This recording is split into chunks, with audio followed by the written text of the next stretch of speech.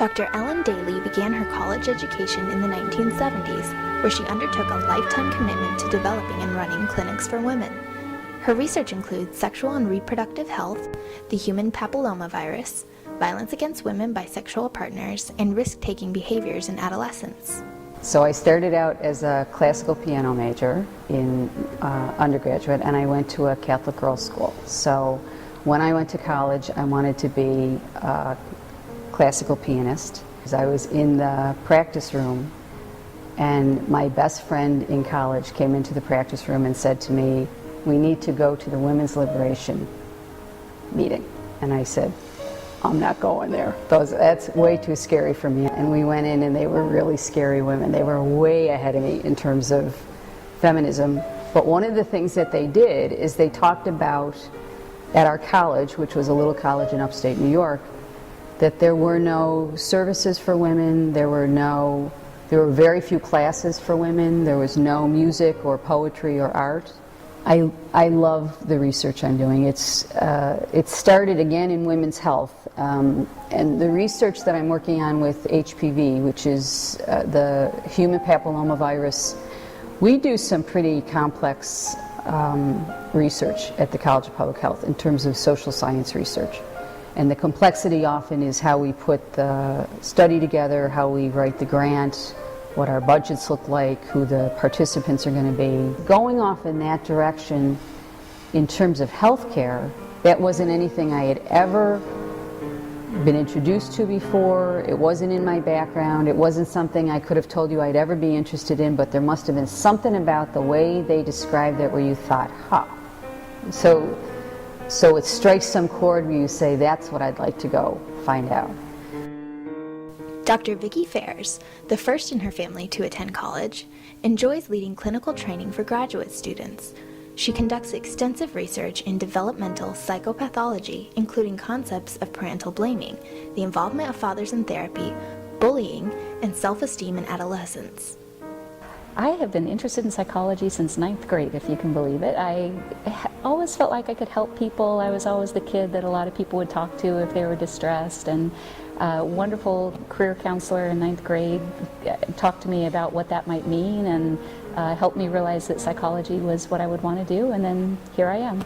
I've been involved in mentorship in one way or another really for most of my career.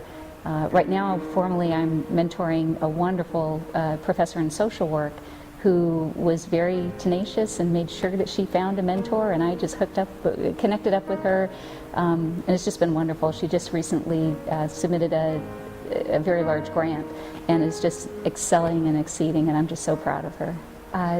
Humanizing psychology, I think, is just so important. I mean, we are a science, and we're very proud of being a science, and yet what more important piece of psychology is there than the human condition? I think it's also important to share our research in other ways. So I do a lot of public speaking and sharing the information in other ways, and I've also gotten interested in finding other ways to share the information. You know, when we hear about a depressed teenage girl, we know the numbers, we know their risk for suicide, but then actually hearing her story, hearing her life story in a narrative fashion, I think can be so powerful, and I like to tie the two together. I don't think one can go without the other.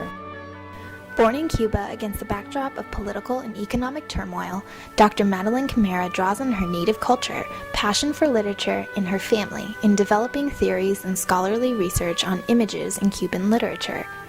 Her exuberance for poetry, personal connections, global events, and nature are evident in her conversations and in the classroom. At the point that I decided to leave my country, my daughter was 9 years old. I was 32, 34, I don't remember, and I did not want to ask for books on the library and have a no for an answer. So I need my own books, I need my own library at home, and my daughter needs to be raised with proper food. So I suppose that is strong reasons in a sentence.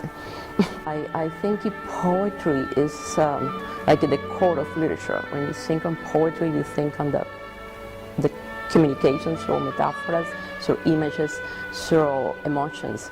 So that's what I love poetry. This is the reason I'm here. This is the reason I'm professor. I wanted to convey this enthusiasm and this passion and also this intellectual approach to literature. Being in USF since 2002, I come here from San Diego, very different experience.